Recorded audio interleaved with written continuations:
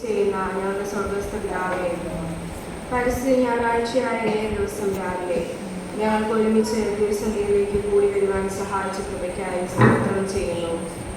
അടിയന്റെ വായിലെ വാക്കുകളും ഞങ്ങളുടെ ഓരോരുത്തരുടെയും ഹൃദയത്തിലെ ധ്യാനവും അങ്ങേക്ക് പ്രസാദകരമായിരിക്കുമാറാകട്ടെ. ആമേൻ. എല്ലാവർക്കും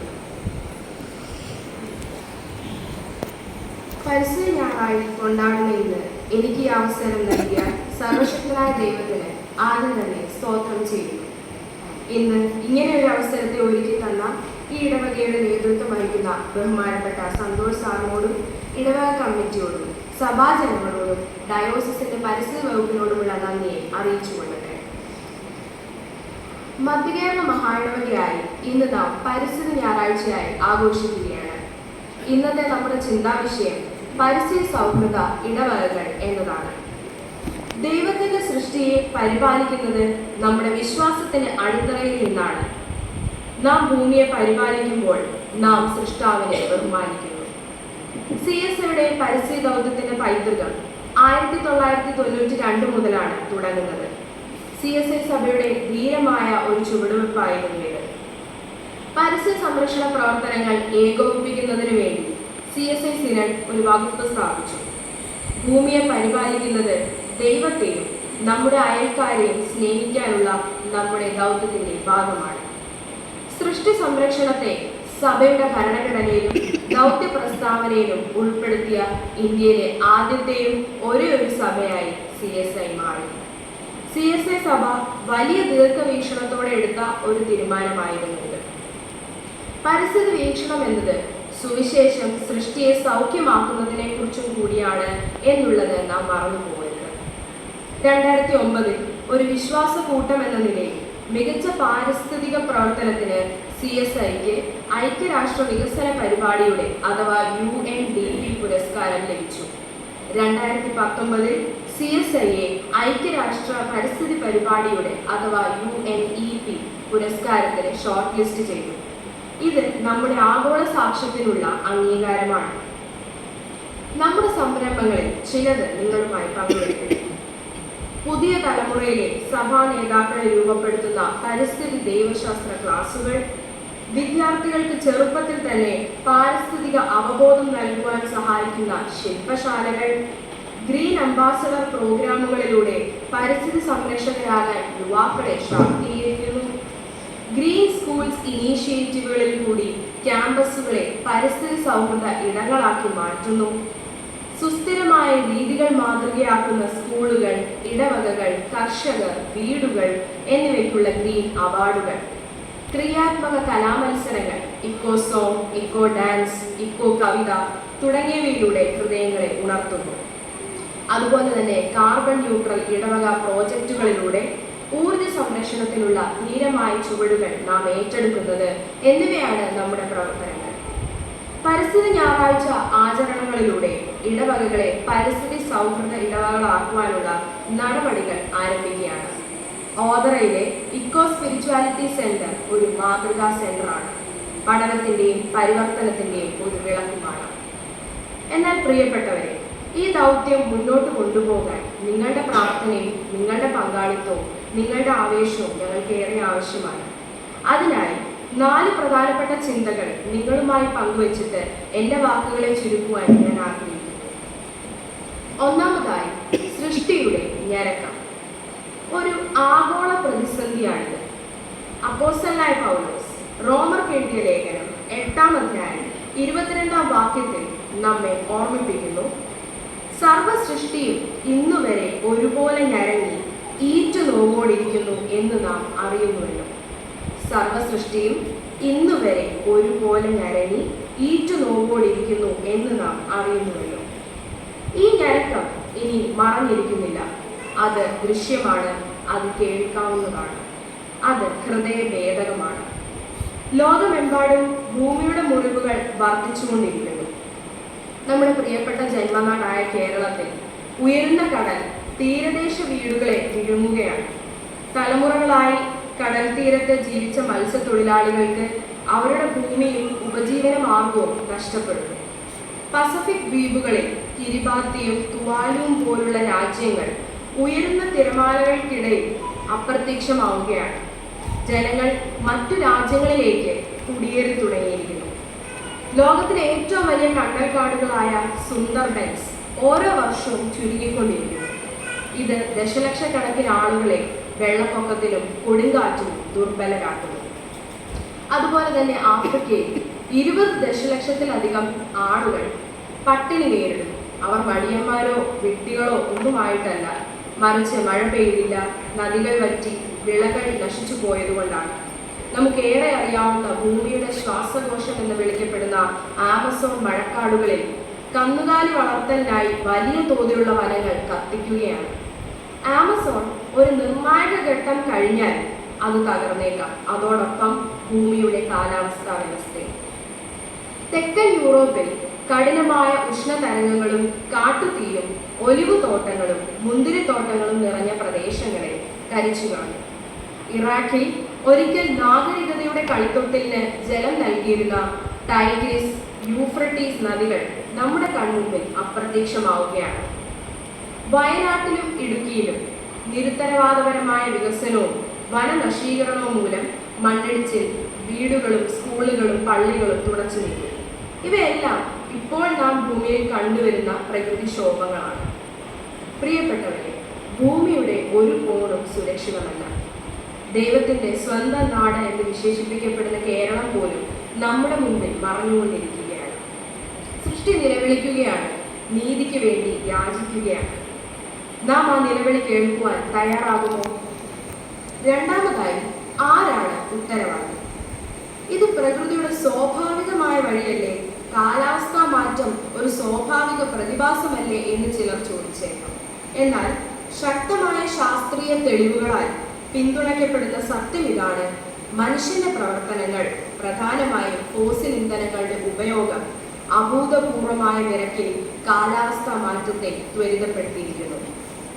നൂറ്റാണ്ടുകളായി സമ്പന്ന രാഷ്ട്രങ്ങൾ കോടിക്കണക്കിന് ടൺ കാർബൺ ഡയോക്സൈഡ് അന്തരീക്ഷത്തിലേക്ക് പമ്പ് ചെയ്യുകയും ഭൂമിയുടെ സന്തുലിതാവസ്ഥയെ തകർത്ത് തങ്ങളെ തന്നെ സമ്പന്നരാക്കുകയും ചെയ്തു. ഇന്ന് രാഷ്ട്രീയ നേതാക്കൾ അനന്തമായി വാദിക്കുമ്പോൾ ആദ്യം കൂടുതൽ കഷ്ടപ്പെടുന്നത് പാവപ്പെട്ടവരായ കർഷകർ, മത്സ്യത്തൊഴിലാളികൾ, തദ്ദേശ ജനവിഭാഗങ്ങൾ തുടങ്ങിയവരാണ്. ഇതൊരു പാരിസ്ഥിതിക പ്രശ്നം മാത്രമല്ല, ഇതൊരു നീതിയുടെ പ്രശ്നമാണ്, ഇതൊരു ആത്മീയ പ്രശ്നമാണ് എന്ന് നാം മനസ്സിലാക്കേണ്ടതുണ്ട്. സങ്കീർത്തനക്കാരൻ വളരെ വ്യക്തമായി നമ്മോട് സംസാരിക്കുന്നു. സങ്കീർത്തനം 24-ാം അധ്യായം 1-ാം വാക്യം നമുക്ക് ഏറ്റവും സുപരിചിതമായ വാക്യമാണ്: ഭൂമിയും അതിന്റെ പൂർണ്ണതയും ഭൂതലവും അതിന്റെ നിവാസികളും യഹോവയ്ക്കുള്ളതാവുന്നു. അങ്ങനെയെങ്കിൽ മനുഷ്യനും ഈ പ്രപഞ്ചത്തിലെ സകല ചരാചരങ്ങളും ഒരു കുടുംബത്തിലെ അംഗങ്ങളാണ്. നാം ദൈവത്തോടൊപ്പം സൃഷ്ടിപാലനത്തിൽ പങ്കാളികളായിത്തീരുക. മൂന്നാമതായി, താളം പുനഃസ്ഥാപിക്കുക. തുടക്കത്തിൽ ദൈവം സ്നേഹത്തോടും കരുതലോടും ജ്ഞാനത്തോടും കൂടെ ലോകം സൃഷ്ടിച്ചു. സങ്കീർത്തനം 104-ാം അധ്യായം 24-ാം വാക്യത്തിൽ ഇങ്ങനെ പാടുന്നു: യഹോവേ, നിന്റെ പ്രവൃത്തികൾ എത്ര പെരുകിയിരിക്കുന്നു, ജ്ഞാനത്തോടെ നീ അവയൊക്കെ ഉണ്ടാക്കിയിരിക്കുന്നു. ഭൂമി നിന്റെ സൃഷ്ടികളാൽ നിറഞ്ഞിരിക്കുന്നു. ദൈവം സൃഷ്ടിയെ മനോഹരവും പരസ്പര ബന്ധിതവുമായ ഒരു ജൈവ ചങ്ങലയായി നെയ്തിരിക്കുകയാണ്. പർവ്വതങ്ങൾ വന്യജീവികൾക്ക് വാസസ്ഥലമൊരുക്കുന്നു. നദികൾ ഭൂമിയെ പോഷിപ്പിക്കുകയും മത്സ്യങ്ങളെയും മനുഷ്യരെയും നിലനിർത്തുകയും ചെയ്യുന്നു. മരങ്ങൾ തണലും അഭയവും എണ്ണമറ്റ പക്ഷികൾക്ക് വീടുകളും നൽകുന്നു. സൂര്യനും ചന്ദ്രനും ഋതുക്കളെയും വേലിയേറ്റങ്ങളെയും ജൈവിക താളങ്ങളെയും നിയന്ത്രിക്കുന്നു. സൃഷ്ടിയുടെ ഓരോ ഭാഗവും ദൈവത്തിന്റെ രൂപകൽപ്പനയുടെ താളത്തിനനുസരിച്ച് നൃത്തം ചെയ്യുന്നു. ഉൽപ്പത്തി പുസ്തകം 2-ാം അധ്യായം 15-ാം വാക്യത്തിൽ നാം ഇങ്ങനെ വായിക്കുന്നു: യഹോവയായ ദൈവം മനുഷ്യനെ കൂട്ടിക്കൊണ്ടുപോയി ഏദൻ തോട്ടത്തിൽ വേല ചെയ്യുവാനും അതിനെ കാപ്പാനും അവിടെ ആക്കി. അവിടെ കൃഷി ചെയ്യാനും പരിപാലിക്കാനുമായി നിയമിക്കപ്പെട്ട മനുഷ്യൻ പ്രകൃതിയെ ചൂഷണം ചെയ്ത് ദുരുപയോഗപ്പെടുത്തി ചെയ്യാൻ ദൈവിക താളം തെറ്റിച്ചു. നാം വനങ്ങളെ ഭയാനകമായ തോതിൽ വെട്ടി നശിപ്പിച്ചു. നദികളെയും സമുദ്രങ്ങളെയും വിഷലിപ്തമാക്കി. നിയന്ത്രണമില്ലാതെ ഫോസിൽ ഇന്ധനങ്ങൾ കത്തിച്ചു. ആയിരക്കണക്കിന് ജീവിവർഗങ്ങളെ വംശനാശത്തിലേക്ക് നയിച്ചു. യെശയ്യാവ് 24-ാം അധ്യായം 5-ാം വാക്യം നമ്മെ താക്കീത് ചെയ്യുന്നു. ഭൂമി അതിലെ നിവാസികളാൽ മലിനമായിരിക്കുന്നു. അവർ പ്രമാണങ്ങളെ ലംഘിച്ചു, ചട്ടത്തെ മറിച്ചു, നിത്യനിയമത്തിന് ഭംഗം വരുത്തിയിരിക്കുന്നു. നാം വിതച്ചതിന്റെ ഫലം നാം തന്നെ കൊയ്യുകയാണ്. മാനസാന്തരപ്പെടുക, അനുരഞ്ജനം ചെയ്യുക, പുനഃസ്ഥാപിക്കുക, റിപ്പന്റ്, റീകൺസിൽ, റീസ്റ്റോർ എന്നിവയായിരിക്കണം നമ്മുടെ പ്രതികരണം. മാനസാന്തരത്തിന്റെയും നവീകരണത്തിന്റെയുമാണ് എന്ന് തിരിച്ചറിയണം. 4-മതായി മാനസാന്തരപ്പെടുക. ഒരു സത്യസന്ധമായ ഏറ്റുപറച്ചിലൂടെ മാനസാന്തരം ആരംഭിക്കാം. നാം പാപം ചെയ്തു, പരസ്പരം മാത്രമല്ല ദൈവത്തിന്റെ സൃഷ്ടിക്കെതിരെയും എന്ന ചിന്ത നമ്മിൽ ഉണ്ടാകണം. സങ്കീർത്തനക്കാരൻ സങ്കീർത്തനം 51-ാം അധ്യായം 10-ാം വാക്യത്തിൽ പ്രാർത്ഥിച്ചതുപോലെ നമുക്ക് പ്രാർത്ഥിക്കാം. ദൈവമേ, നിർമ്മലമായൊരു ഹൃദയം എന്നിൽ സൃഷ്ടിച്ച് സ്ഥിരമായൊരു ആത്മാവിനെ എന്നിൽ പുതുക്കണം. മാനസാന്തരം എന്നാൽ ഖേദം തോന്നുക മാത്രമല്ല, പിന്നെയോ നമ്മുടെ പ്രവൃത്തി തെറ്റാണെന്ന് മനസ്സിലാക്കി ജീവിത രീതി മാറ്റുന്നതുമാണ്. പ്രകൃതിയോട് അനുരഞ്ജനപ്പെടുക എന്നാൽ നാം നമ്മെ തന്നെ യജമാനന്മാരായിട്ടല്ല, സഹജീവികളായി നദികൾക്കും മരങ്ങൾക്കും മൃഗങ്ങൾക്കും പർവ്വതങ്ങൾക്കും സഹോദരീ സഹോദരന്മാരായി കാണണം. റോമർ 8-ാം അധ്യായം 19-ാം വാക്യം പ്രഖ്യാപിക്കുന്നു, സൃഷ്ടി ദൈവപുത്രന്മാരുടെ വെളിപ്പാടിനെ ആകാംക്ഷയോടെ കാത്തിരിക്കുന്നു. സൃഷ്ടി നിങ്ങളെയും എന്നെയും കാത്തിരിക്കുന്നു. വെളിപ്പെടാൻ, വ്യത്യസ്തമായി ജീവിക്കാൻ, ഉപഭോഗത്തെക്കാൾ അനുകമ്പ തിരഞ്ഞെടുക്കാൻ, ആഡംബരത്തെക്കാൾ ലാളിത്യം തിരഞ്ഞെടുക്കാൻ, പുനഃസ്ഥാപിക്കുകയും പുതുക്കുകയും ചെയ്യുക. നമ്മുടെ വിശ്വാസം പ്രവൃത്തിയിൽ ഫലം പുറപ്പെടുവിക്കണം. ചെറിയ പ്രവൃത്തികളിലൂടെ നമുക്ക് സാധ്യമാക്കാം. ഓരോ മരവും പ്രത്യാശയുടെ ഗീതമാണെന്ന് തിരിച്ചറിഞ്ഞ് മരങ്ങൾ നടുക. ഓരോ തുള്ളി ജലവും വിലപ്പെട്ടതാണെന്ന് മനസ്സിലാക്കിക്കൊണ്ട് മഴവെള്ളം നമ്മുടെ കിണറുകളിലേക്ക് ഒഴുക്കിവിടുക. മഴവെള്ള സംഭരണികൾ സ്ഥാപിക്കുക. പുനരുപയോഗ ഊർജം ഉപയോഗിക്കുന്നതിലൂടെ നിങ്ങളുടെ വീടിനെ സൂര്യന്റെയും കാറ്റിന്റെയും താളത്തിനനുസൃതമാക്കുക. പ്ലാസ്റ്റിക് ഉപയോഗം കുറച്ചുകൊണ്ട് ലാളിത്യത്തെ വിലമതിക്കുക. പ്രാദേശിക കർഷകരെ പിന്തുണയ്ക്കുന്ന നടപടികൾ സ്വീകരിക്കുക, അവരെ ആദരിക്കുക. മറ്റുള്ളവരെ ബോധവൽക്കരിക്കുന്നതിനായി അവബോധ പരിപാടികൾ സംഘടിപ്പിക്കുക. അവബോധത്തിന്റെ വിത്തുകൾ അവരുടെ ഹൃദയങ്ങളിലേക്ക് വിതയ്ക്കുക. ഇതിന് പ്രചോദനമാവുന്ന ഉദാഹരണങ്ങൾ നമ്മുടെ CSI സഭയിൽ തന്നെയുണ്ട്.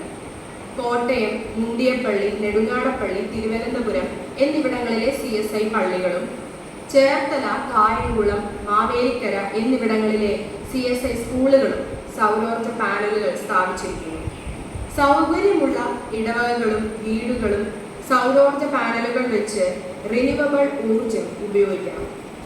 മാതൃവേലിയിലെ CSI പള്ളി ലാഭേച്ഛയില്ലാതെ കാര്യവിചാരകത്വത്തിനായി ഇടവകക്കാർ ഒത്തുചേർന്ന് ഒരു ജൈവ നെൽകൃഷി പദ്ധതി ആരംഭിച്ചു.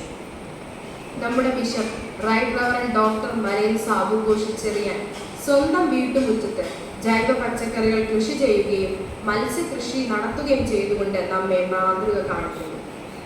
ഇവ ഒറ്റപ്പെട്ട പ്രവൃത്തികളല്ല, അവ പരിവർത്തനത്തിന്റെ അലകളാണ്. നിങ്ങൾക്കും മാറ്റത്തിന്റെ നദിയിലേക്ക് നിങ്ങളുടെ ഓളം ചേർക്കാം. സാധ്യമാണെങ്കിൽ സൗരോർജ പാനലുകൾ സ്ഥാപിക്കുക. സാധ്യമായ ഇടങ്ങളിൽ സൗരോർജ വാഹനങ്ങളിലേക്ക് മാറുക. നിങ്ങളുടെ കുടുംബത്തിന്റെ ആവശ്യത്തിനായി പച്ചക്കറികൾ സ്വയം കൃഷി ചെയ്യുക. നിങ്ങളുടെ ഇടവകകളിൽ പരിസ്ഥിതി അവബോധ പരിപാടികൾ സംഘടിപ്പിക്കുക. ഓരോ ഇടവകയും ഒരു പൂന്തോപ്പായി മാറട്ടെ. ഓരോ പള്ളിയുടെ വളർത്തും ജീവന്റെ വിശുദ്ധ സ്ഥലമാകട്ടെ. നമ്മുടെ ഇടവകകളെ മാലിന്യ കൂമ്പാരമാക്കാതെ പൂന്തോപ്പാക്കുക. പ്രിയ വിദ്യാർത്ഥികളെ, പ്രിയ ഇടവകക്കാരെ, നമുക്ക് ധീരമായി സ്വപ്നം കാണാം. കാറ്റിൽ മരങ്ങളാടുന്നു, പക്ഷികൾ സ്വതന്ത്രമായി കൂടുണ്ടാക്കുന്നു, കുട്ടികൾ മലിനീകരണ ഭയമില്ലാതെ കളിക്കുന്നു, നദികൾ ശുദ്ധവും തെളിഞ്ഞതുമായി ഒഴുകുന്നു. ഇടവകകളെ കുറിച്ച് നമുക്ക് സ്വപ്നം കാണാം. ആരാധനാ ശുശ്രൂഷകളിൽ കുറ്റബോധമല്ല, നദിയുടെ പ്രതിധ്വനികൾ ഉണ്ടാകുന്നു. സങ്കീർത്തനം 96-ാം അധ്യായം 11 മുതൽ 12 വരെയുള്ള വാക്യങ്ങളിൽ പ്രഘോഷിക്കുന്നത് പോലെ ആകാശം സന്തോഷിക്കുകയും ഭൂമി ആനന്ദിക്കുകയും സമുദ്രവും അതിന്റെ നിറവും മുഴങ്ങുകയും ചെയ്യട്ടെ. വയലും അതിലുള്ളതൊക്കെ ആഹ്ലാദിക്കട്ടെ. അപ്പോൾ കാട്ടിലെ സകല വൃക്ഷങ്ങളും ഉല്ലസിച്ച് ഘോഷിക്കും. സൃഷ്ടിയുടെ ഗീതം നാം നശിപ്പിക്കരുത്, നമുക്ക് അതിൽ പങ്കുചേരാം. പ്രിയപ്പെട്ടവരെ, കാലാവസ്ഥാ മാറ്റത്തിന്റെ പൂർണ്ണ ഫലങ്ങൾ അനുഭവിക്കുന്ന ആദ്യത്തെ തലമുറയാണ് നമ്മൾ.